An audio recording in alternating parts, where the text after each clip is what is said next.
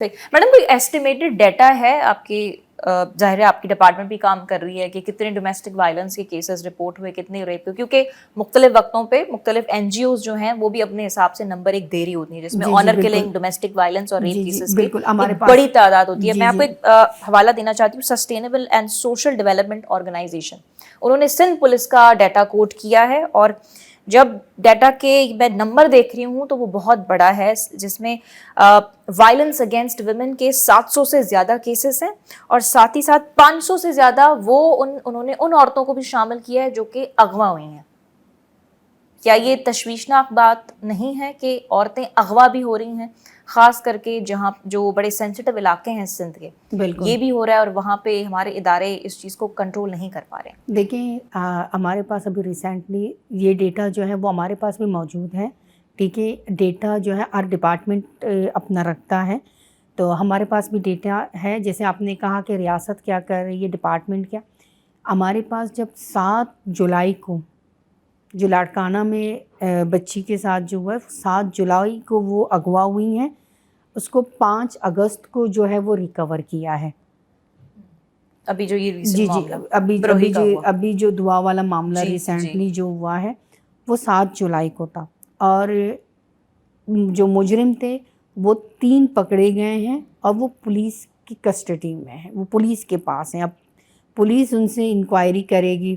دیکھیں، بعد میں جب ہم پولیس کے حوالے کرتے ہیں تو وہ پھر پولیس کا کام ہوتا ہے، لیکن گائے بگائے ہم رپورٹ لے رہے ہوتے ہیں۔ اب اس بچی کے ساتھ ہوا کیا ہے، وہ اغوا ہوئی ہیں، اگلے دن اس کے جو ہے نا ویڈیوز آ رہے ہیں جی کہ میں کنفیس کر رہی ہے ہوں، وہ، ہاں میں خوش ہوں، اور اس کو دکھایا بھی ایسے جا رہا ہے۔ اس کی جو ڈریسنگ ہے جیسے ایک نئی دلہن کی جو ڈریسنگ ہوتی ہے، اور اس کو اس طرح سے دکھایا جا رہا ہے کہ کوئی اگر دیکھے تو یہ کہے گا کہ یہ تو اپنی جگہ پہ خوش ہیں، پھر ریاست کیوں انوالو ہو رہی ہے، چھوڑ دیں، یہ خوش ہیں، 18 سال کی ہے، اس کی بڑی شادی کی امپورٹنٹ بات ہے۔ کری ہیں جی۔ تو پھر اس کے پیرنٹس یہاں پر آئے میرے پاس، انہوں نے اس کا جو برتھ سرٹیفکیٹ ہے، ڈیٹ آف برتھ کیا ہے، وہ ساری چیزیں پورا فائل، کہ میری بچی جو ہے وہ مڈ ٹرم کی ایگزام دے، وہ رات بھر پیپر کی تیاری کر رہی تھی، وہ پیپر دینے گئی، پھر جب وہ بچی کا ارادہ وہ ہو تو وہ پڑھے گی کیوں، وہ اپنی تیاریوں میں ہوگی نا کہ مجھے نکل کے جانا ہے۔ پھر بچی، میں نے ایس پی کو یہ کہا، جب وہ بچی ویڈیو بھیج رہی ہے نا تو اس کا موبائل ہے، آپ اس موبائل کو ٹریپ کر کے اس لوکیشن تک آرام سے پہنچ سکتے ہیں۔ ہمیں مختلف لوکیشنز پہ بچی کا پتہ چلا کہ یہاں ہیں، یہاں ہیں، آخر میں یہ ہوا کہ وہ کراچی میں تھی، وہاں سے وہ ریکور ہوئی ہے 5 تاریخ کو۔ 6 تاریخ کو وہ کورٹ میں پیش ہوئی، اس نے کورٹ میں کھڑے ہو کے اس بچی نے ہمت کے ساتھ کہا کہ یہ ساری چیزیں جو ہے وہ ڈرامائی طور پر مجھ سے کروائے جا رہے تھے۔ مجھے باقاعدہ یہ لائنز بولے گئے کہ آپ نے کہنا ہے کہ میری شادی ہو گئی ہے، اور آپ نے کہنا ہے کہ میں یہاں خوش ہوں، اور آپ نے یہ کہنا ہے کہ بھی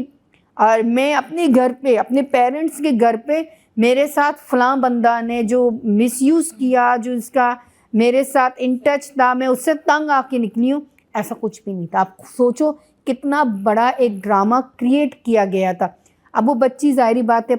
7 جولائی کو نکلی ہے، 5 اگست کو ملی ہے، 1 مہینہ جو ابھی وہ خیر اپنے پیرنٹس کے ساتھ ہی ہے نا، چلیے جس ٹراما میں ہے، ہم نے سوچا ہے کہ بہت بڑے ٹراما 10 میں سے 15 دن اس بچی کو گزر جائیں، پھر ہم دوبارہ اس بچی سے بات کریں گے، تاکہ ہم وہاں تک، ہم چاہ رہے ہیں کہ ڈپارٹمنٹ یہ چاہ رہی ہے کہ ہم وہاں تک پہنچے۔ اچھا، یہاں پہ میڈم پولیس جیسے کی آپ نے کوشش ہے، ٹھیک ہے، وہ کارروائی بھی تیز ہو گئی ہے۔ آئی جی صاحب نے بھی کہا ہے کہ بچیوں کا جہاں معاملہ آ جاتا ہے تو سارے متحرک ہو جاتے ہیں کہ کہیں نہ کہیں ہم نے اپنے صوبے کی، باقی صوبے کی کیا پورے پاکستان کی جو ہے نا وہ بچیوں کو